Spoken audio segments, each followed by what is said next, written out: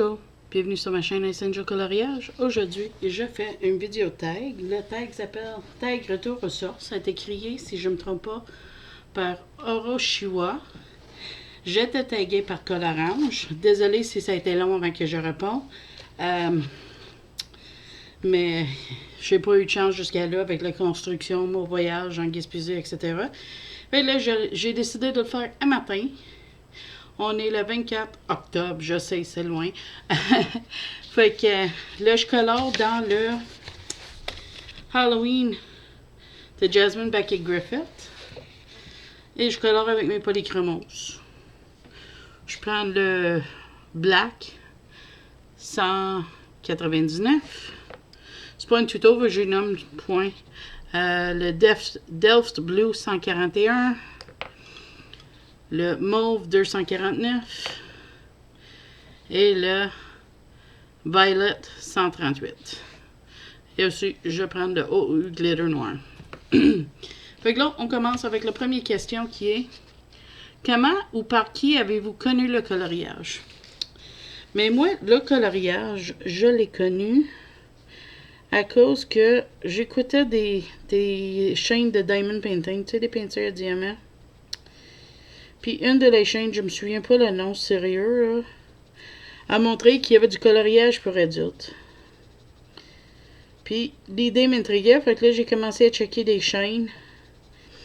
Puis c'est là j'ai trouvé Zazu, j'ai trouvé Melissa Arts, des chaînes comme ça au début, puis c'est comme ça que je l'ai connu.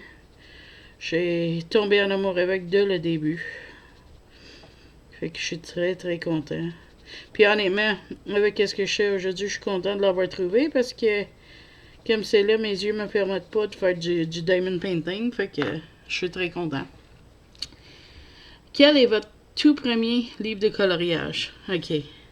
J'aimerais bien te le montrer, mais malheureusement, je ne l'ai plus. Mon premier livre de coloriage, c'était le livre de compilation que Jade Summers avait fait, les 100 colos. J'avais acheté ça. Ça, c'était mon tout premier. Je l'ai plus parce que j'ai donné ma belle-mère. Je colorais plus dedans, puis elle voulait essayer colo, puis je trouvais qu'il y avait beaucoup de style dedans. Fait que ça pouvait y rapporter de quoi. Ensuite, quels étaient vos premiers crayons et feutres? OK. Premier crayon de tout, c'était la boîte de sang de Crayola que j'avais acheté. Que là, je ne les ai plus non plus. Je les ai donnés à ma belle-mère. Mais c'était avec ça que je commençais. Suivi par les Black Widow. C'est comme ça que moi j'ai commencé. Au niveau des marqueurs, les feutres, c'était les Touch New. J'avais acheté un petit boîte de 32 couleurs peau. Je me souviens parce que je voulais beaucoup les marqueurs alcool, mais ils étaient vraiment hors prix quand j'ai commencé il y a 2 ans. Là. Au Canada, les marqueurs alcool étaient vraiment dispendieux. Fait que là, c'est ça. C'est avec ça que j'ai commencé au début. Ensuite, que avez-vous acheté comme autre matériel hors feutre et crayon en premier? Bonne question.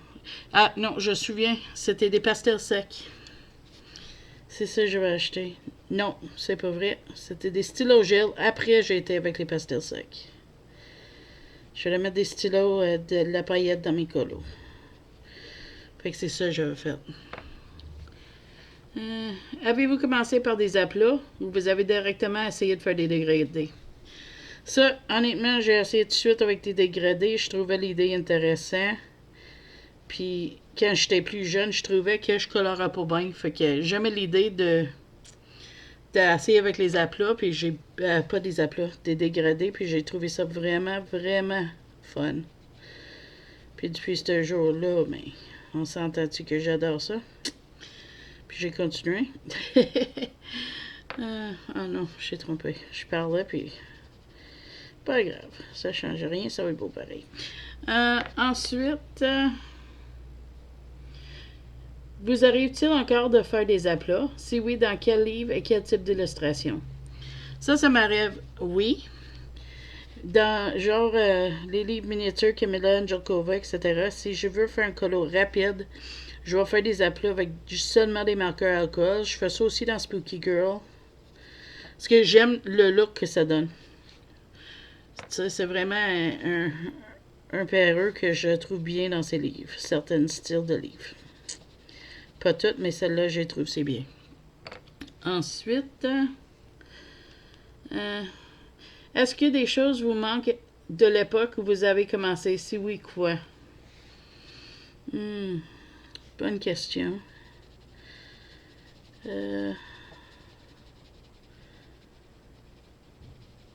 Je pense que la seule chose que je pourrais dire, c'est qu'est-ce qui me manque, c'est l'excitation de la découverte. Tu sais, on connaissait pas tous les artistes. Fait que, tu sais, quand j'ai connu Kirby au début, c'était comme, oh, mon Dieu, c'est magnifique. La même chose, Anna Carlson, etc. Tu sais, on connaissait rien. Il faut qu'on découvrait chaque matériel, chaque affaire. C'était vraiment fun. On a quand même ces découvertes-là avec les livres, etc. aujourd'hui, mais c'est pas la même sensation parce que quand t'es au début, tu connais rien. Tu sais pas c'est quoi des gelatos. Tu sais pas c'est quoi rien de ça. Puis pour moi, ça c'était quelque chose que je trouvais bien. J'aimais beaucoup cet aspect-là. Ok, ça c'est. Sur quoi avez-vous le plus évolué?